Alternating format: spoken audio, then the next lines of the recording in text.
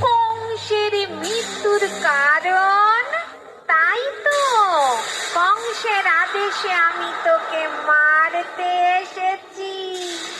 বুঝলি বাছা কৃষ্ণ, আমার এই বুকে বিষাক্ত বিষ মাখিয়ে এনেছি। এই বুকের দুধ খাইয়ে তোকে আমি শেষ করে দেব, শেষ করে দেব। না, দোলনাটা নিয়ে একটু আড়ালে যাই।